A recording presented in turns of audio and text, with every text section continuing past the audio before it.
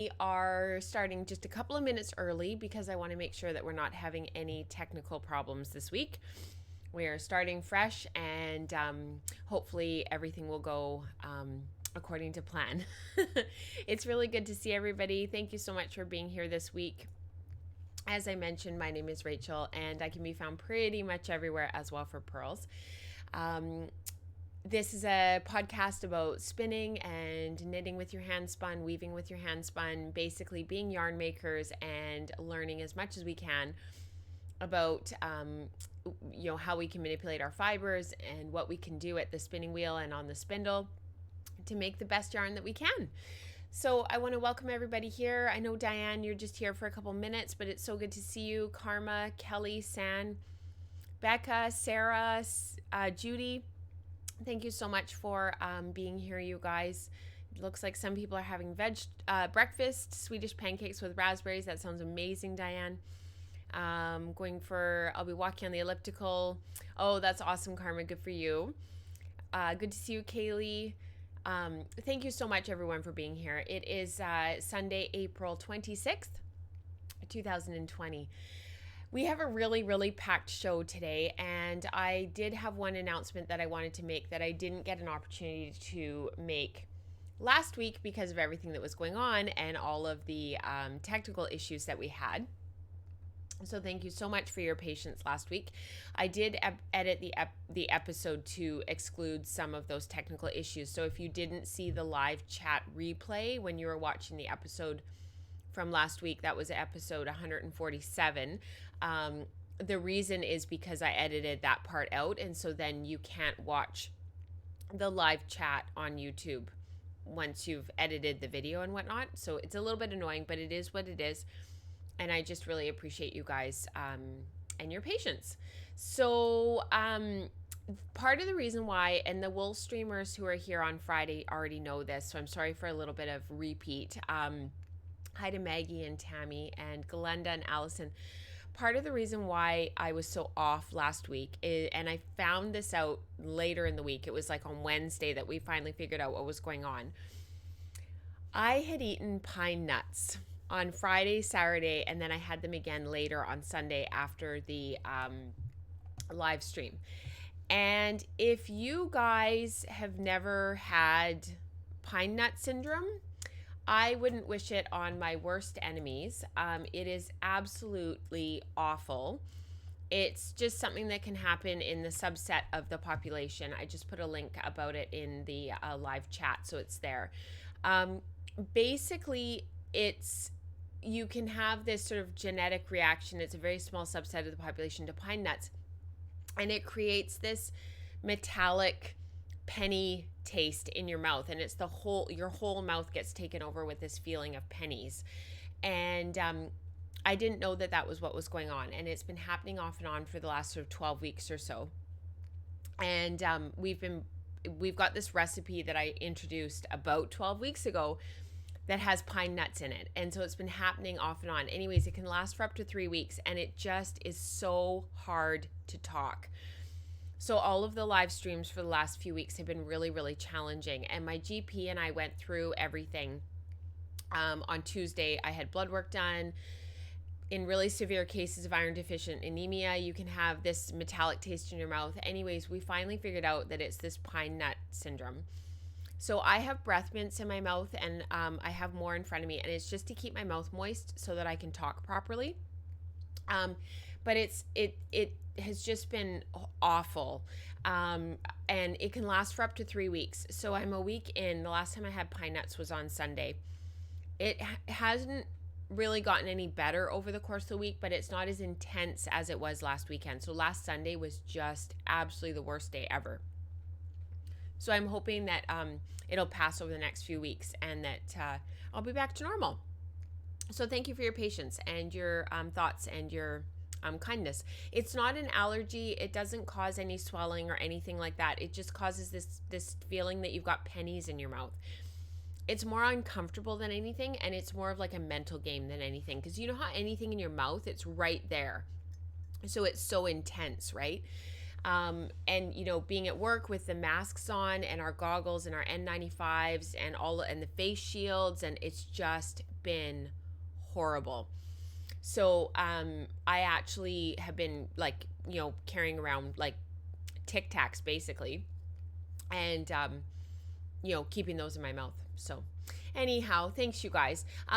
It was so funny because my GP, like, we did all of my blood work, and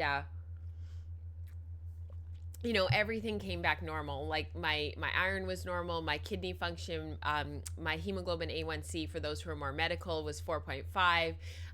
My hemoglobin's normal, everything was normal. And he said to me, he's like, well, as strange as this is, and now that we figured out what it is, it's kind of cool. But at least we know that, with all of your plant-based stuff, that you're doing really well. I was like, okay, thank you, silver lining. So anyways, I appreciate your guys' kindness. Thank you so, so much.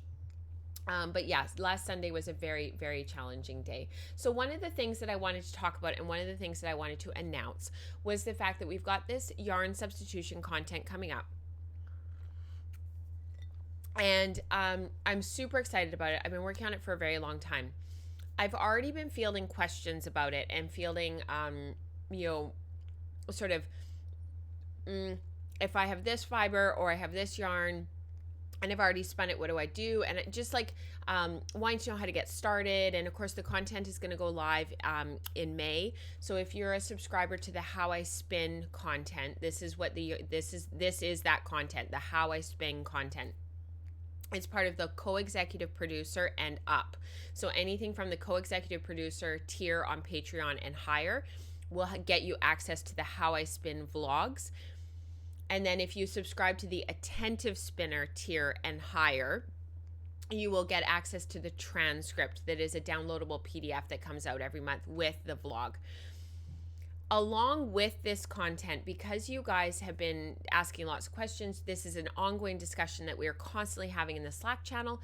On May 1st at 8 a.m. Pacific Daylight Time, at 8 a.m., I will be releasing a new tier on Patreon called the Queries and Explorations, and it will be a twice a month, roughly an hour Q&A session for you guys to come with all of your questions to ask about substituting yarns and knitting patterns. I've got this yarn I've already spun. What can I do about it, with it? I've got this yardage. How do I calculate the grist? I've got this fiber. I want to spin it for a sweater or a garment or a shawl. I want to replace that yarn in that pattern. How do I do that? These are the sessions to be a part of. So there's going to be 2 per month on 2 Saturdays, May 16th and May 30th. Everything that you need is in the show notes. So if you want to read a little paragraph about this content, please look at the show notes, patreon.com/wellforpearls. The post for this month's show notes is here. I will post it now in the live chat replay. And there will be limited space available. So those who are part of the virtual spin group, you guys already have access. So don't worry, you will already get the link and you will be a part of it. So I've taken that into account in the numbers. Now, the other piece of this is if you don't want to change your pledge tier, it's not something that you want to be a part of right now, or you can't be a part of it right now for whatever reason, the times don't work, etc. The Zoom meetings will be at 8:15 on 2 Saturdays in May, again in June, again in July, and again in August. And those Saturdays will be sort of TBA. They'll probably be on Sundays in the afternoon instead of Saturdays because I've got some scheduling stuff in the summer. Anyhow, I lost my train of thought. The Zoom meetings will be audio recorded. So I will be recording the audio of the sessions. And then the idea is that hopefully in the fall, once I have a chance to edit it all, that it'll make some episodes of Wool and Spinning Radio where you guys will be able to listen to some of the questions that people were asking, and then the feedback that they got from both me and also the group and who else was there. So if you have any questions, please let me know. And please read the little blurby in the show notes that tell you about that upcoming content, as well as those upcoming Q&A sessions. So that is available at wellforpearls.com or at patreon.com/wellforpearls. And you're looking for episode 148, and that will go live on May 1st at 8 a.m. Pacific Daylight Time.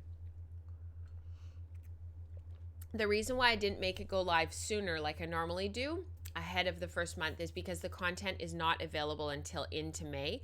So if I had made it go live in April and not sort of had a go live date for that tier, you would have been charged for April, but there weren't any sessions. So that's not really fair to you guys.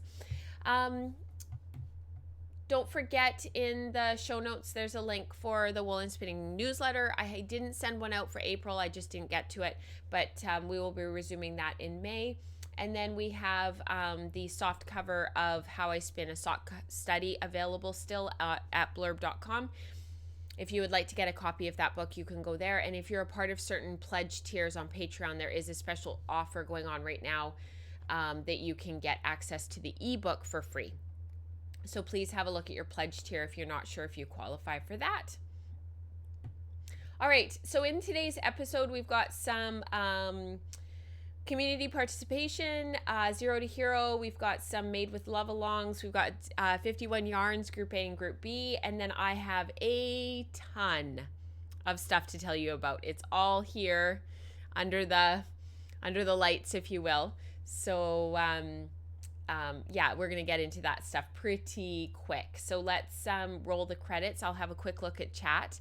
And, oh, Sarah, great question. So yes, Fibers West locally is completely canceled for this year. They don't think that they'll be able to run it the first weekend in July like they were planning. So it has been canceled.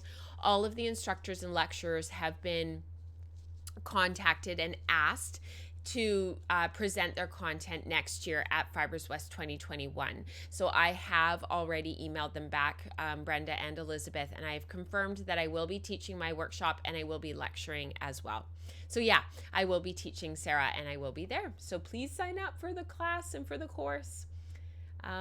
Okay, without further ado, let's run the credits, and I need to get something into my mouth, and we will continue on. Okay.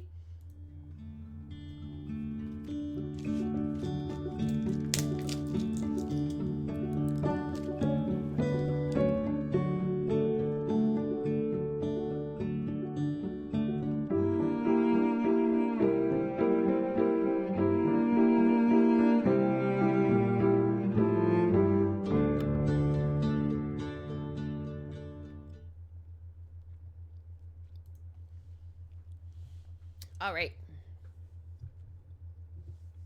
Yeah, sorry, Kelly. Yeah, I think they're slowly contacting everybody and letting everybody know. But it's been it's sort of slow to get the information out because they just made the decision, I think, on Friday. I think I got the email. All right. Hopefully I can keep my mouth occupied with a little bit of I've got a cinnamon in my mouth. A cinnamon mint. I've actually found cinnamon has been the best flavor to mask the pennies and to keep the saliva going. So yeah, if you guys are just joining and you're not sure what I'm talking about, go back to the beginning. I'm having issues with pennies. All right, community participation. So for April, you guys know that James and I have been carding up that Frisian's fleece. It's been going really well. I've been spinning up a storm on it, although I have gotten waylaid with some other stuff that's laying next to me here. But we're going to send one out to the community for the April episode giveaway. So if you want to go to Ravelry, join the Ravelry group, find the April episode thread. I should have linked it in the show notes, but I see that I haven't. So the April episode thread is in the Ravelry group. Please make sure that you are a member of the group. And I just want you to let us know what you love about the down breeds. You guys know how much I love the downy fibers and how much I love my sweaters that I've made from the down breeds. So now is your chance to wax poetic about the downs with me. We have book club going in the Slack channel. It's the hashtag books channel. If you are not a part of that channel and you're a big reader, please think about joining. You just have to go to the plus tab on your Slack app for those who are members. So if you're on the app, go to the upper right hand corner, pop in there, and you can see all of the channels here. And then if you aren't a part of one and you want to be a part of one, at the bottom there's that plus sign. You just click on that and you can scroll through and join all of the channels that you are pertinent to you if you are part of the Slack channel. So we are currently reading Sense and Sensibility. We're kind of doing like a mini Jane Austen along during this COVID stuff. So Becca, who's actually in the chat today, she is sort of heading this up. And we've been having our book club meetings every second Friday. So there's one coming up this coming Friday to chat about the book. And we're going to be looking at the... I think we're going to be finishing Sense and Sensibility this week. I think we're going to be done. And then the next book will be Pride and Prejudice. So if that is something that interests you, please hop in with us. And if you want to start Pride and Prejudice with us next weekend, that would be wonderful. And we talk about other books as well. It's not just Jane Austen. We just happen to be sort of studying more closely those books. Yeah. May 1st. And then they'll be doing Pride and Prejudice. Thanks, Becca. That's awesome. So we have been doing a community-wide Made with Love along, and this is to celebrate some makers in our community, namely Katrina of Crafty Jack's Boutique and Kelly G Knits, Kelly of Kelly G Knits, who's a knitwear designer. And this is just an opportunity for us to honor some of the people in our community. The cast-on date was April 1st. The cast-off date is July 31st. This is a time to do what we do best and get creative. It is a time to make and lift up others. Rebecca, who is Rebby J, made an awesome blog post about this, so please check that out. It's linked in the show notes. And I cast on, so this is to celebrate Katrina and her stuff. I cast on for the Anchors cardigan, which is a pattern by Petite Knits, who's a Danish. I always say Danish, and I know that she is Dutch. She's a Dutch knitwear designer. I love her patterns.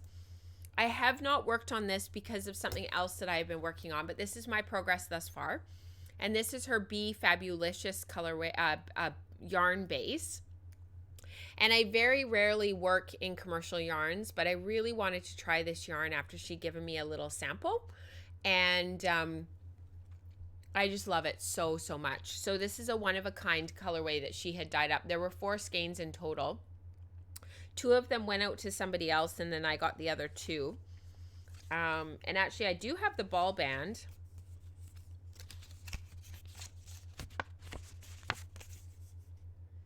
Her Be Fabulicious. It's a fingering weight, 100% BFL. There's 500 yards per 115 grams. So it's a lot of yardage. Yeah. So I'm knitting on 3.0,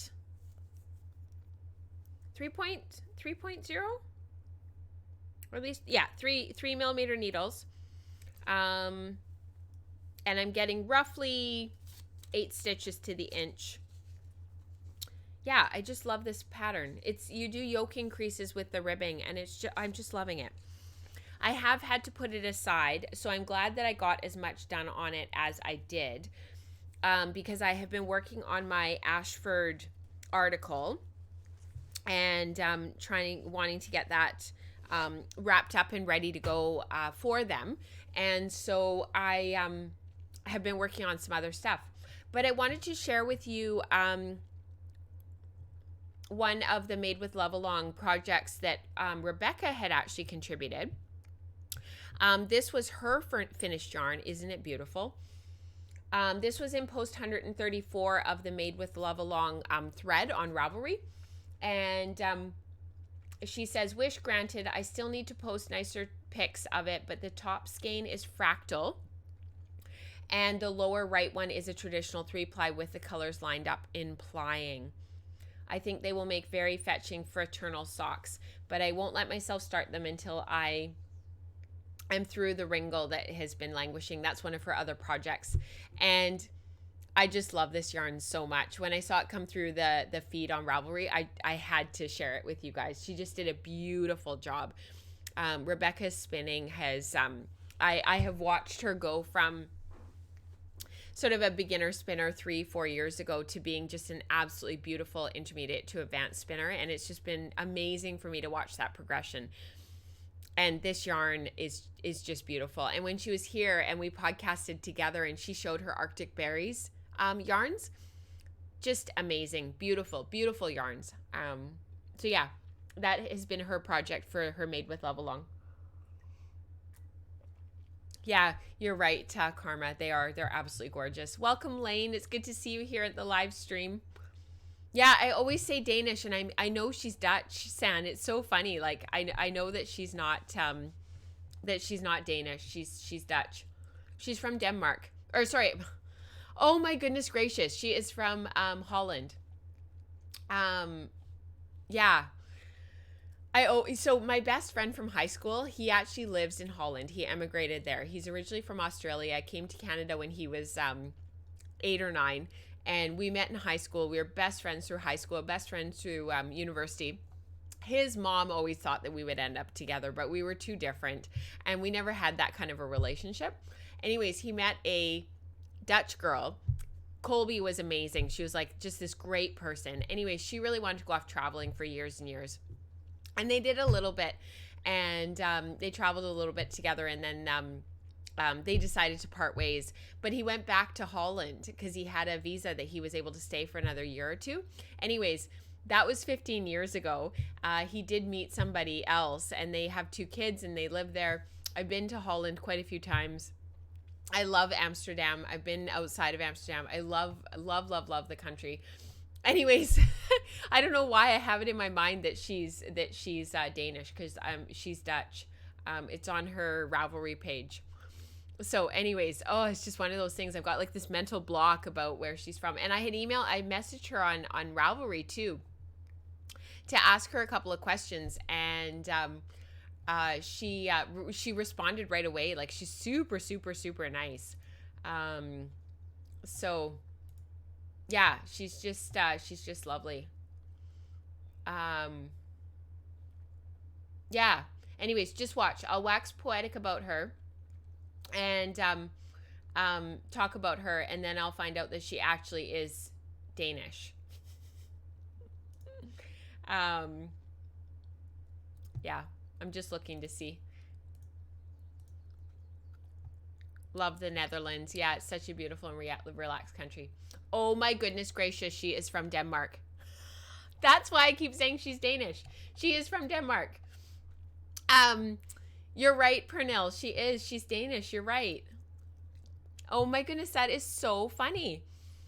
That's why I keep saying she's Danish, and then of course I keep getting corrected that she's Dutch, but she's not. She is Danish. That is so funny. She's a lovely person. So anyhow, I can stop waxing poetic about is it Mette? Is that how you say her name? Mette, Mette, Mette. Yeah. Yeah. No, I know, Pernille. That's awesome. Yeah, thank you so much. Yes. Because the stream is behind and I'm ahead of you, like in real time, I'm actually a couple of minutes ahead of you. I've corrected my thing. Yeah, sorry, Pernille. I know she's Dutch. Yeah, you're absolutely right. So, yeah. Anyhow, okay, so she is Dutch. She's Danish. Oh my goodness gracious, we are moving on.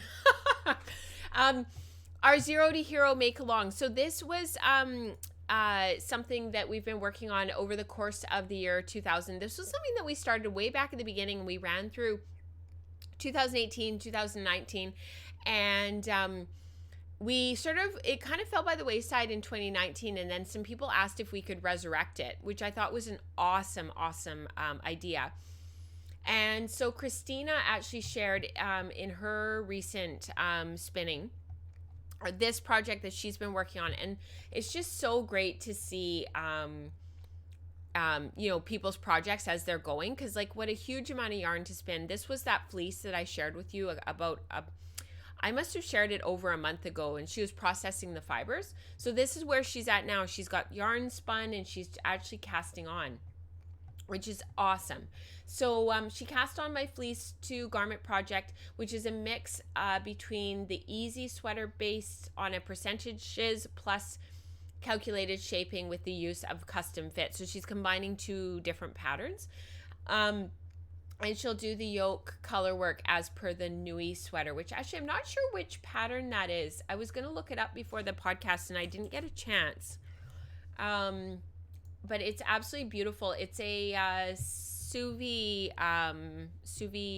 pattern. You'll recognize it when you see it.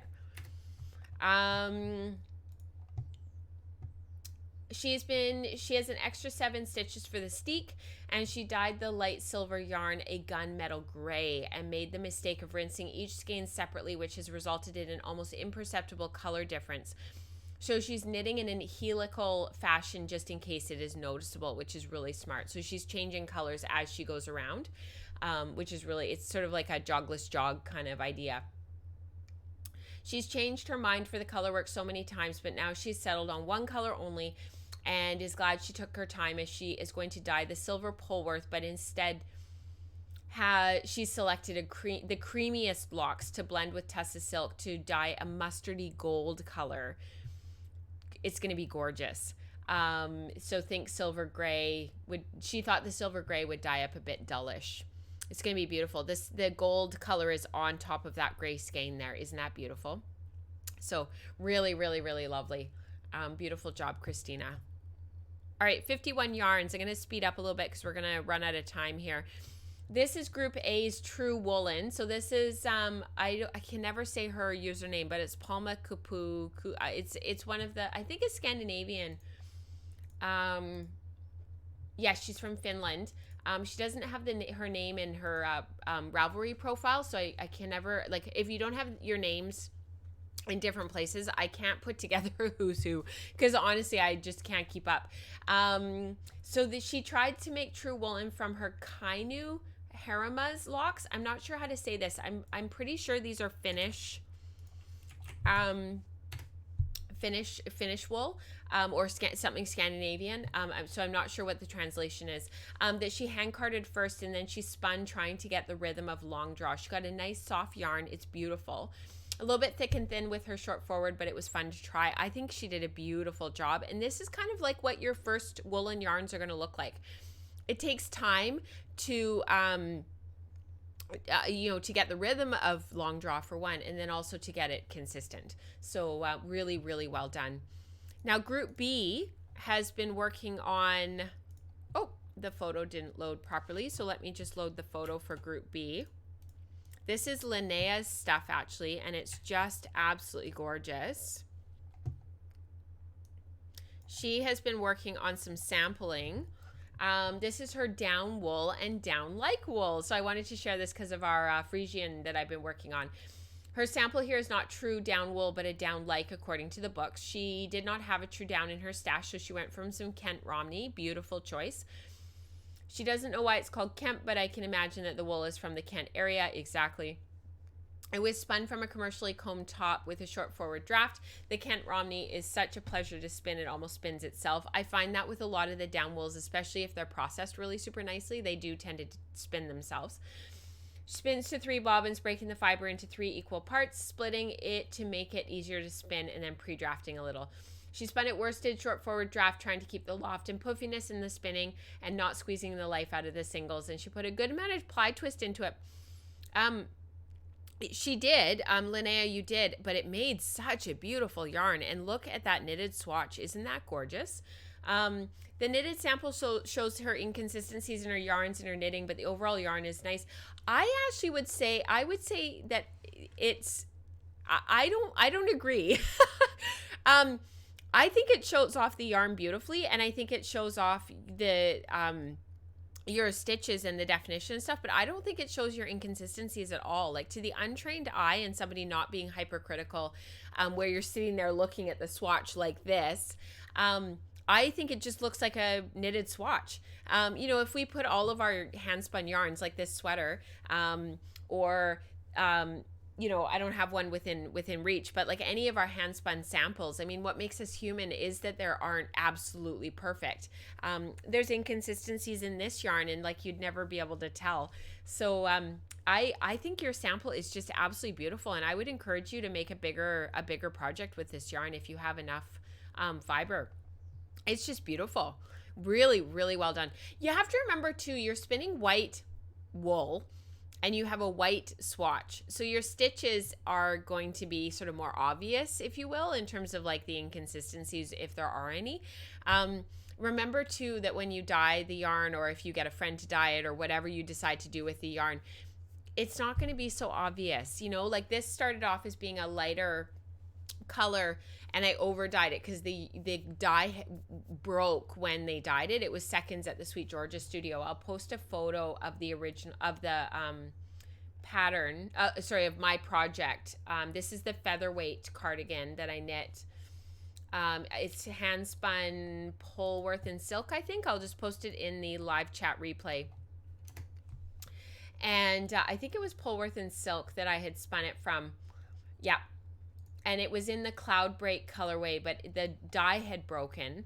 And so the original, if you click on the second link that I'm posting, my hand spun project page, you'll see the original fiber was white, and you have to scroll all the way down. It was kind of a gray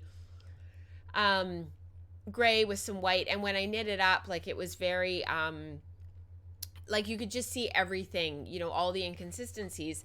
And the finished sweater, I over dyed it with a darker blue, and like you can see, sure, there's inconsistencies, but like to the untrained eye, you'd never notice.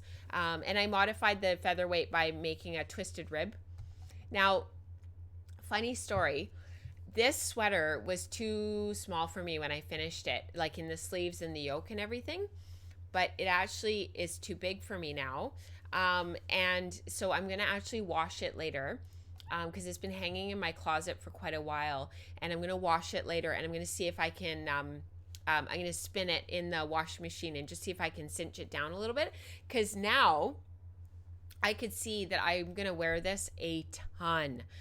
Even if it's a bit oversized and way too big, it keeps falling off my shoulders. But if I can just cinch it up just a teeny tiny bit, it'll be perfect. I'll go back so you guys can see it. For those who don't remember this sweater. So, yeah. It's super cute. I used all of the yarn. I can't remember how much I had for yardage, but yeah, it's nice to rediscover some of this stuff that I haven't been wearing for a really super long time. I think I used up, I had 882 yards, and I used all of them.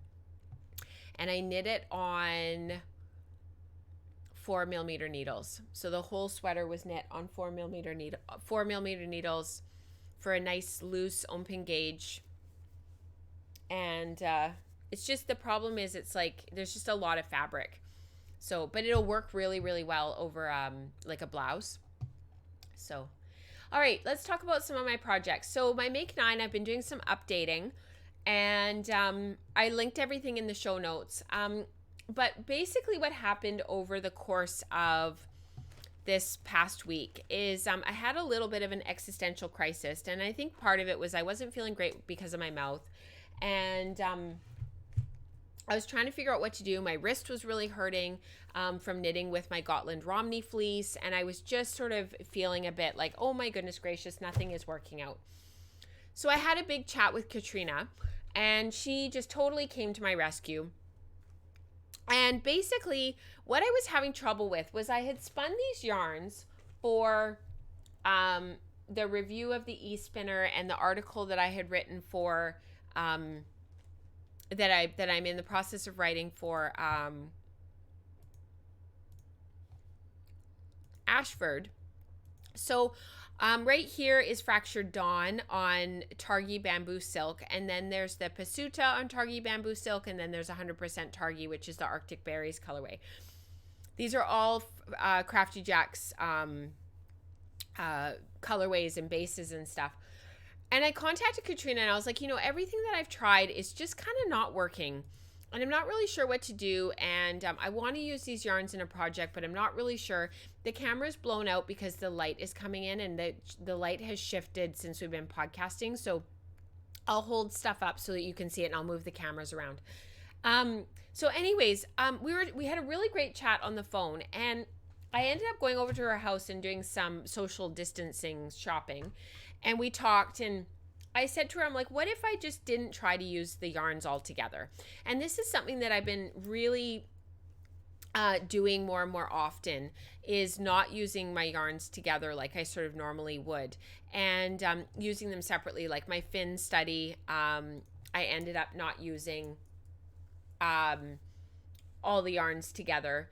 And I've just been finding that sometimes when you do these big spins, the yarns don't necessarily need to go together. So I ended up taking my fractured dawn yarn. Well, I took all of them with me, but and I'm sorry this is all bunched up on the needles, but I'll try to sort of push the. What I ended up doing was I took the fractured dawn and we laid out the skein of the fractured dawn on the table, and she was on one side and I was on the other side, and we limited contact and all that kind of stuff. And we just started throwing out knit swatches of all of her different colorways, because I really wanted to use the Tough and Tender yarn base because it's Targhee. It's a superwash Targhee nylon, and the yarns are all Targhee. And so I thought it would just be a really good match. I spun all of these yarns to be fingering. And so that's what I've done. So this, I decided in the end, after a lot of reflection and hemming and hawing, to cast on for the Stonecrop pullover. And there's the pullover version of this pattern, and there's the cardigan version of this pattern. And I was going to do the pullover, or sorry, the cardigan, which I'm picturing here. This is an Andrea Mowry design. But when I was looking at people's projects and I was talking to Mike about it, I just made the Felix cardigan and I just made the Simple Something pullover. So I didn't really need like a pullover per se or a cardigan per se. But when I was looking at people's projects, a lot of people who had knit the cardigan, they wear it buttoned up. And so Mike actually made a good point. He's like, well, if you're going to wear it buttoned anyways, why don't you just knit the pullover? Because it's super cute. He really liked it, which I was really surprised about, because he never has an opinion one way or the other, ever. And I sort of thought, yeah, like, why not? So I cast on for the pullover. And so that's what I'm doing. And so I chose, Katrina helped me. I give her full credit. She actually chose the deep jungle colorway to pair with the fractured dawn. And we talked about putting a purple with this. We talked about putting blue with this.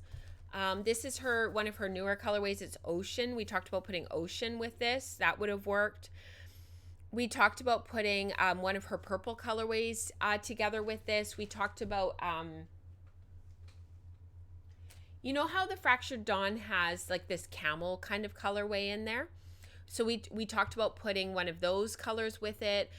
We talked about cream, like her au naturel colorway. We talked about some of the limey greens. Like we had probably 14 knit swatches out on the table between the two of us. And she's over there and I'm over here, and we're kind of talking and chatting. But we just kept coming back to this green. And I have been kind of in this deep dive with blue this year. And I felt really excited to work with green. It's one of my favorite colors. This is one of my best colors in terms of like wearing it. And we just kept coming back to it again and again and again and again. And I'm really glad that we went with what we went with, because I think that we really knocked it out of the park, her and I.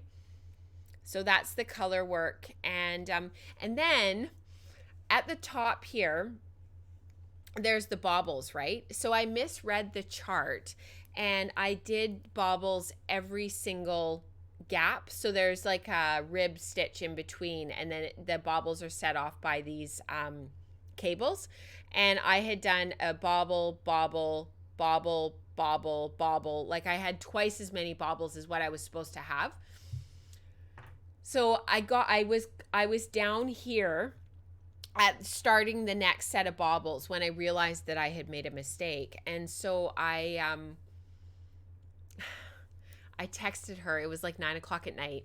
This was earlier this week. I'm in the midst of pine nut hell, excuse my language.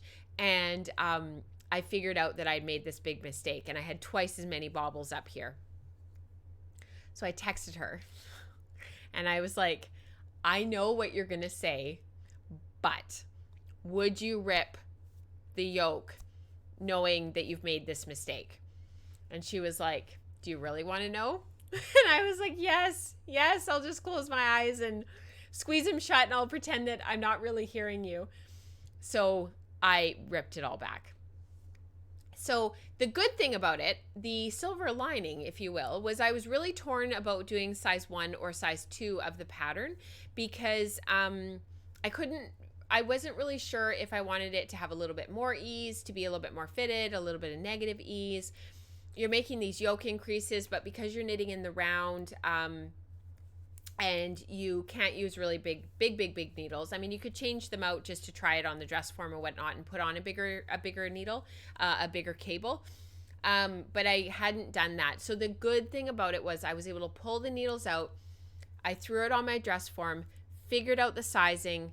I was on the right track, and then I ripped it back. And I actually ripped it back to above where the, like up here, above where the baubles and the cabling starts, because when I ripped it back, the cables were all messed up, and I was like, I'm just going to end up spending so much time trying to fix all of that.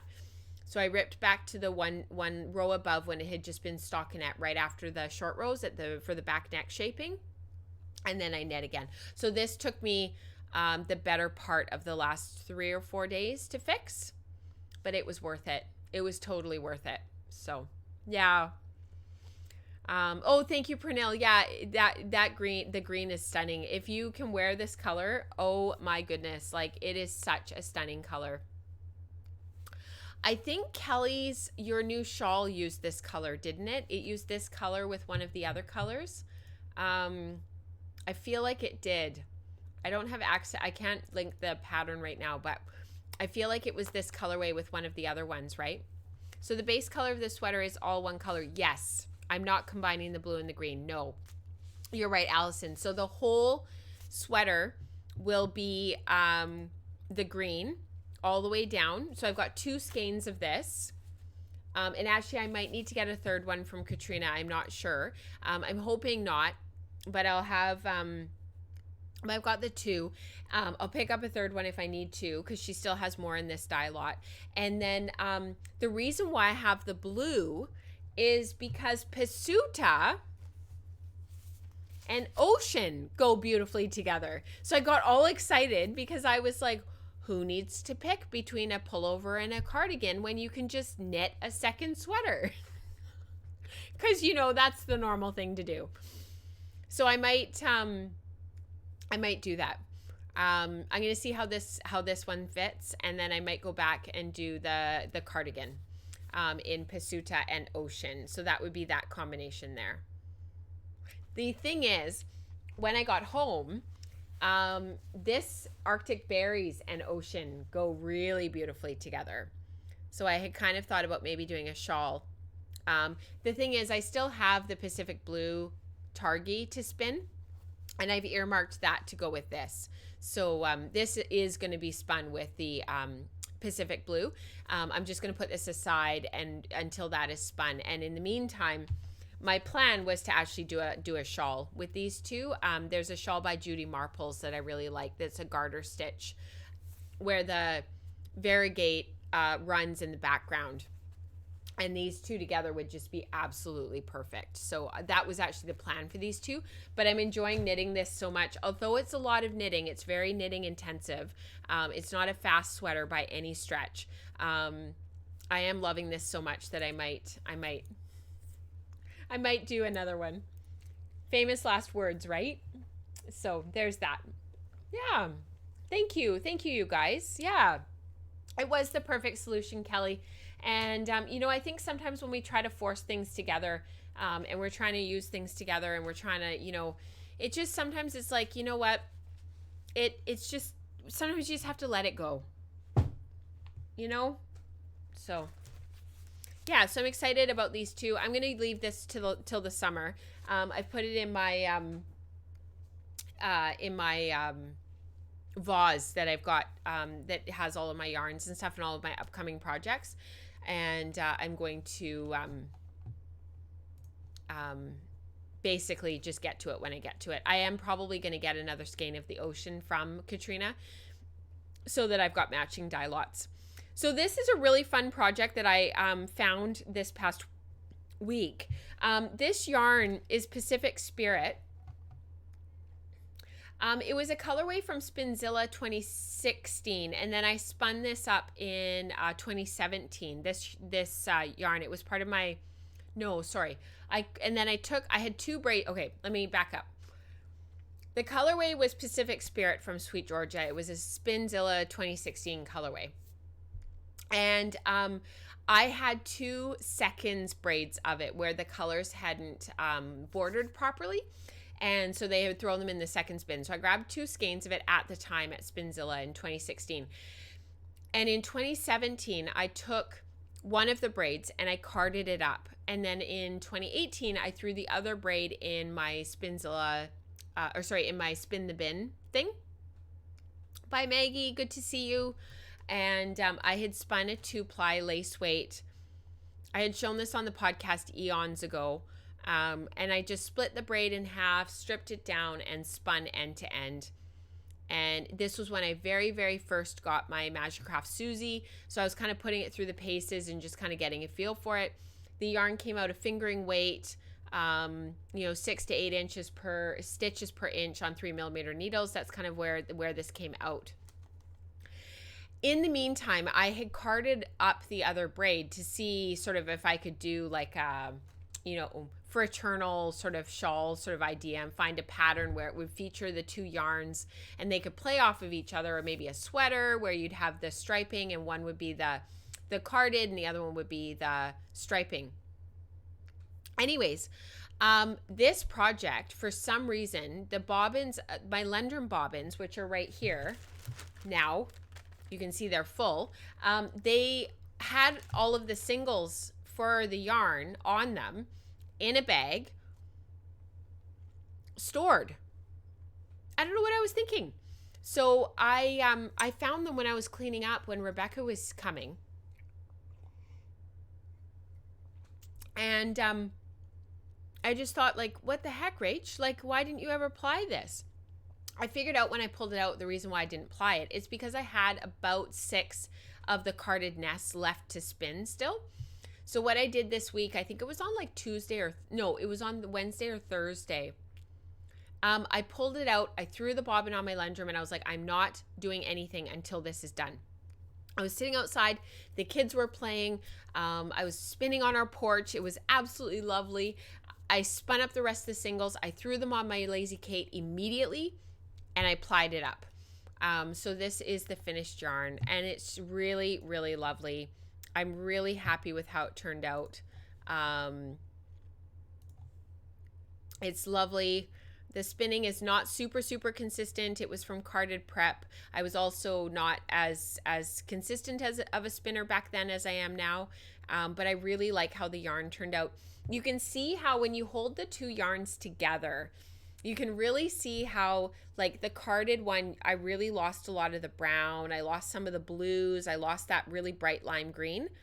And yet you can see that they're still related, But this one it's a semi-solid now. It's they're both analogous. So technically they're not analogous because colorways, because of the brown, because the brown has red in it. And to make green, you need yellow. So technically, I would say that this is actually not an analogous colorway, but to the untrained eye, I think a lot of people would say it's analogous. I'll just hide my face so it focuses on the yarn. But you can still see the heathering and you can still see that little bit of blue and a little bit of brown. But I'm really happy with how these yarns turned out. And actually, Dorothy in our spin group, she was saying that, and I'm part of Liz Gibson's Patreon, but I just support a little bit of money just because I really believe in what she's doing, but I don't have time to consume the content. And she's doing a differing oh, what's it called? The weave along that's going right now. You need a DK weight and a fingering weight yarn, because this is kind of more of like a heavy sport and this is a fingering. So I had thought about maybe looking at that a little bit more detail and kind of seeing if maybe that was a chance, something that I could maybe do and do the project on my compact once it's free. But I don't know. We'll see. We will see. I've got other projects I need to get done first, and this yarn sort of has to languish for a while. So my Ashford eSpinner, I have been working away on this Falkland combination spin that I was working on. I haven't gotten anything more done since last time. But the battery pack, I've been taking it with me outside, and I've been putting it on a little table and spinning outside while visiting with our cul-de-sac, because three of my best friends live in our cul-de-sac, because they've become my best friends because we live together. And it's funny because I still haven't had to charge this. So I've been spinning and working on this just very, very slowly, kind of plugging away at it. And I haven't actually had to charge this yet. It's still got 4 lights. So I think the Woolery on their review, they had said that it would spin for up to 5.5 hours. And so far I'm definitely like up to about 3.5 hours. And I'm still at 4 lights, but I was wondering if maybe part of that was because I'm spinning this so gently. So you can see where my speed knob is at. It's just sort of just before 12, I'd say like at 11:30. And the reason for that was I just wanted a gentler spin, just something a little bit, not so intense. And the yarn that I'm creating, I really, really, really like. It's a little bit more gently spun. It's not so crazy high twist like the Targi yarns that I was spinning, that I was going to be, doing a sweater with. And so I've just kept the speed a little bit lower, a little bit gentler. And, it's just, I'm not worrying particularly about how consistent it is or making sure it's really super perfect or anything like that. I'm just spinning and enjoying it. And this is that Three Waters Farm combination spin that I'm doing. And I don't know who the dyer, it was unlabeled, this other Falkland. They're 100% Falkland. So this is the Three Waters Farm, and this is the other unlabeled dyed fiber that I have. So I've been really enjoying that. I've been taking it outside. I've been making myself work on the Stonecrop and do 2 or 3 rows. And then once I'm done, then I can spin on this. So unfortunately, in the last week, with everything that was going on with my mouth and getting blood work and working on the Stonecrop and having to rip back, I didn't get any progress made, but I'm hoping this week that will change. So that's been good. So the last thing I want to talk about really, really, really quickly was my, I shouldn't have changed cameras. I'm just going to move the eSpinner off to the side a little bit here. My Gotland Romney that I've been working on for the last number of weeks has just been absolutely murdering my wrist. And so I have had to put that project aside for a little bit. And this is the Gentle Morning sweater that I wanted to knit. And it's for the yarn substitution content that's coming up in July. And I've been kind of slowly working through that project and working through the knitting. I just can't knit that yarn at that gauge on 4mm needles. It's just too hard. And so what I decided to do was I put that spin aside. I did finish more of the yarn over the last week. Again, I was trying to clear up bobbins. Oh, that's great. You find that you don't have enough power to run the wheel at 2 lights. Okay, that's good to know. So she has the same battery pack, less tension, less speed, takes less energy. But once it's 2 lights, she doesn't have enough power. Okay, good to know. Wonder if the heat of the sun make a difference to help it. I don't know, Marla. It hasn't been really super hot here. So this is the Good Morning. And like I said, sorry for the crinkling. This yarn, knitting it on 4mm needles, my wrist can't handle it. I think if it was 5mm needles, it would be okay. But I just cannot do it on 4mm needles. It's just hurting my wrist too much. It's too dense. The fiber doesn't bend. It's the Gotland Romney. It's her long wool. It doesn't bend to like a finer wool does.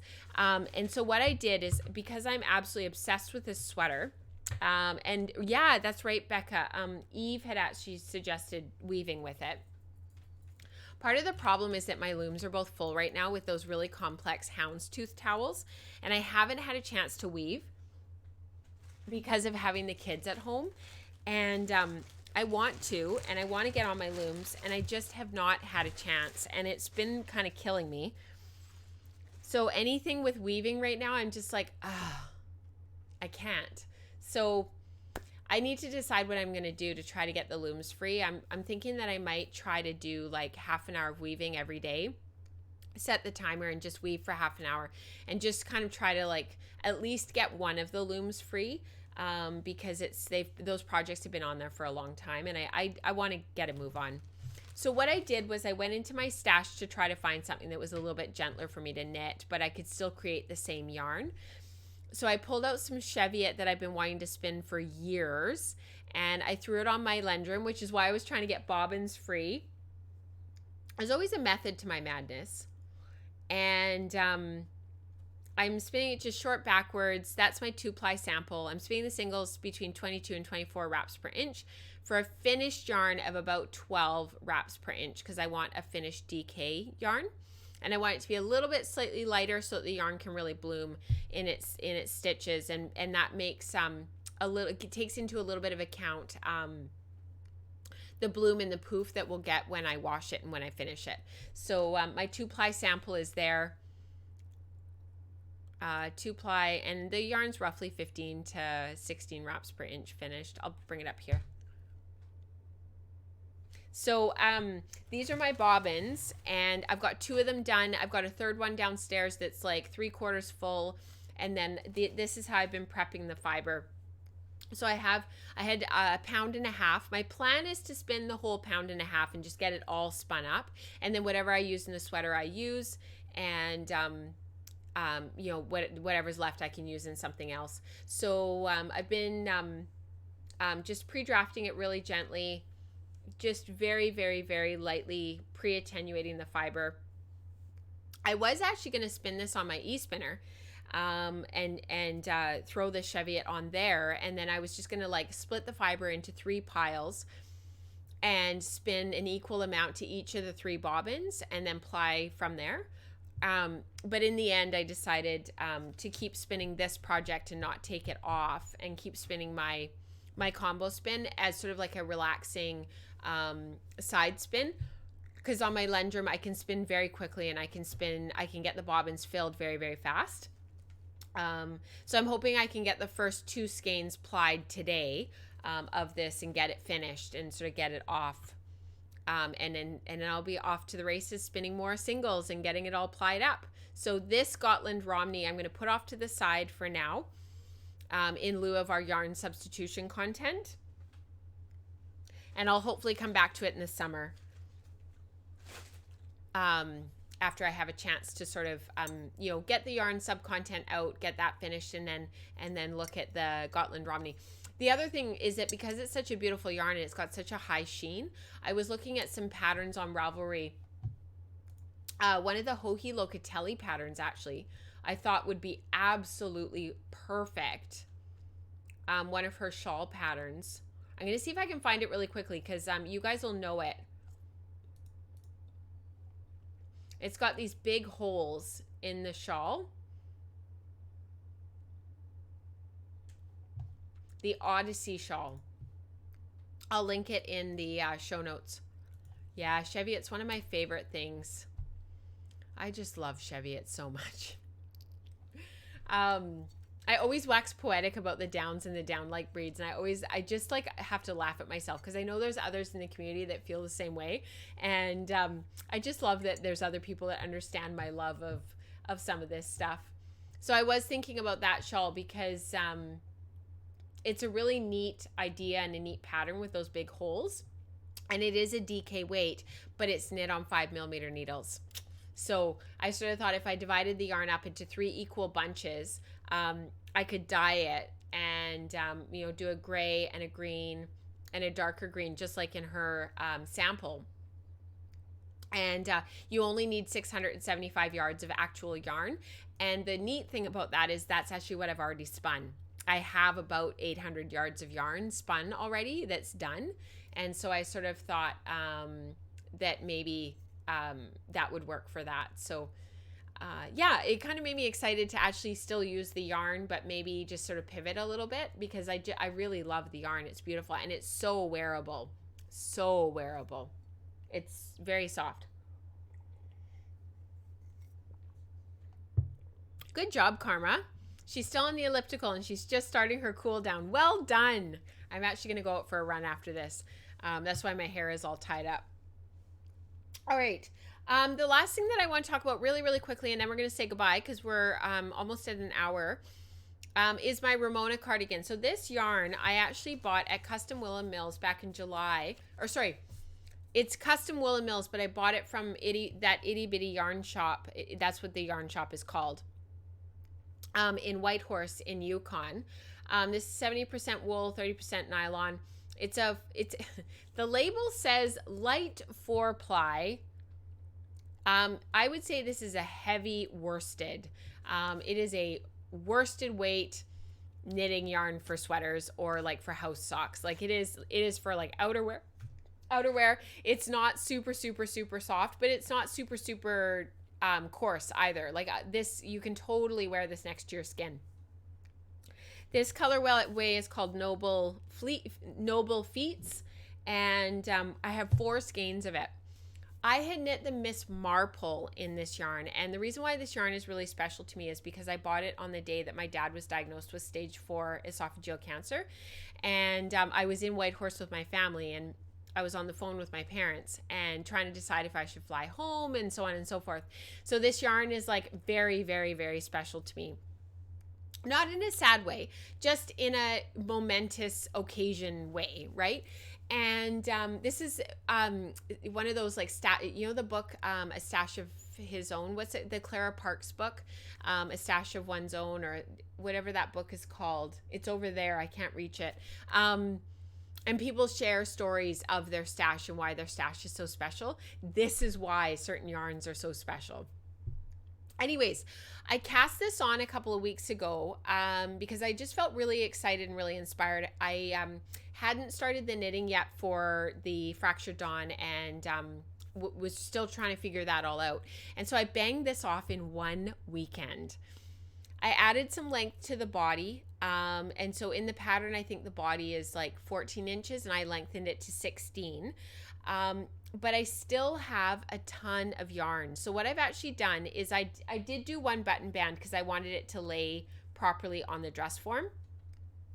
But what I'm actually going to do next is I'm going to knit the sleeves because I want them to be full length.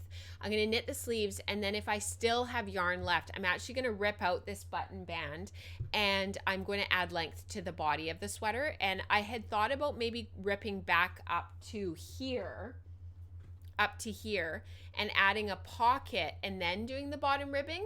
And I had mentioned that in the wool stream on Friday. So I'm kind of tossing that around.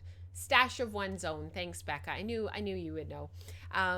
So anyhow, this is kind of languishing right now because of the Stonecrop. But I'm really enjoying it. And it's the Ramona's cardigan by Elizabeth Smith. It's something I've wanted to knit for a very long time, and I just have never gotten around to it. And I thought, you know what, this yarn is perfect. What prompted me to look at the pattern again was that this had been Miss Marple, and it was knit on 5mm needles, and it just was a little bit too small. And I had tried it on again before I ripped it out. I tried it on a couple weeks ago, and I still felt like it was a bit too, and I didn't like the sleeves, and anyways, I ripped it out. But the knitting of that sweater had been quite dense and quite tight, and I just thought, based on my experience with the Gentle Morning, maybe I should look for a pattern that's on 5.5mm needles, just to give the yarn more of an opportunity and more of a chance to sort of you fill in those gaps and fill in those spaces between the stitches. And so that's what I did. And so this pattern is knit on 5mm needles. Sorry, 5.5mm needles. And it's been perfect. It's not only gone really super fast, it's been a lot easier on my wrist. So I think the pattern calls for anywhere between 775 and 1300 yards of yarn. It's quite size inclusive. It goes from 33-inch bust up to 64-inch bust. Yeah, so I had more than enough yarn because I had 840 yards of yarn. So I've got enough to make it a bit longer, enough to do full length sleeves just like in the pattern. So that is what I am doing. Yeah, so it's pretty cool. I hope that you guys are really well. I hope that you're doing really super well. Thank you for listening to me wax poetic about all of my projects. I hope you're having a wonderful weekend, and I hope that if you're in the Northern Hemisphere, that it's getting a little bit sunnier and a little bit warmer where you are. Rebecca, who's Rebby J in the community, I shared her yarn earlier. Her and I were messaging this past week, and they've been dealing with blizzards up in Rankin Inlet in Nunavut. So I hope that you're not dealing with blizzards, but if you are, stay warm. And for those of you entering fall in the Southern Hemisphere, I hope that you're enjoying pulling out your linens or out your woolens, and getting ready to bundle up a little bit more in the cooler days. So I hope that, yeah, it did knit like with the wind, Karma. It was 5mm needles, Aran weight yarn, is very fast because I think this is something like 16 stitches. I think it's like 16 stitches for 4 inches or something. 15 stitches per inch. Yeah. It was very, very, very fast. So, and I did do a gauge swatch. I don't have it right here, but I did do a swatch, and when I wash it, this is going to grow quite a bit. So that's why it's quite small on the dress form.